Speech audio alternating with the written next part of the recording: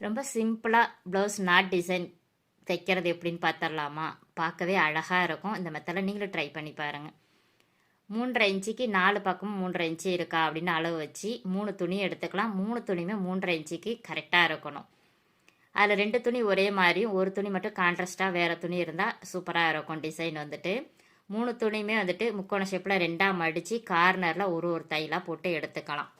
2 colour ஒரே மாதிரி இருக்கிற துணியை வந்துட்டு நம்ம ஆப்போசிட்டாக பார்த்து வச்சுக்கிட்டு கான்ட்ராஸ்டாக இருக்கிற துணியை ஆப்போசிட்டில் வச்சுருவோம். ஃபஸ்ட்டு ஒரு துணியை மடிச்சுட்டு தையல் போட்டுக்கலாம். அடுத்தது இன்னொரு துணியை நம்ம மடிச்சுக்கலாம். வி ஷேப்பில் மடித்து நம்ம நேராக தையல் போட்டுக்கலாம். நாட்டு வச்சு தைக்கும்பொழுது கொஞ்சம் கேர்ஃபுல்லாக இருக்கணும்.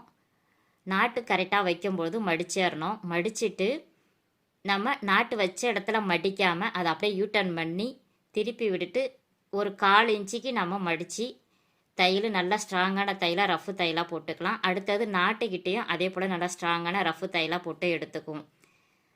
இப்போ நம்ம திருப்பி பார்க்கும்பொழுது நம்மளுடைய அந்த பிசுறு எல்லாமே உள்ளே போயிடும். அதனால தான் நம்ம வந்துட்டு நாட்டுக்கிட்ட மடிக்காமல் கார்னரில் ஆப்போசிட் கார்னரில் நம்ம மடித்து உள்ளே எல்லாத்தையுமே நம்ம தள்ளிடுறோம். இந்த நாட்டு டிசைன் பிடிச்சிருக்கா இல்லையான்னு எனக்கு கமெண்ட்டில் சொல்லுங்கள். ஹார்ட்டு மாதிரியே இருக்கும். டிசைன் சூப்பராக இருக்கும்.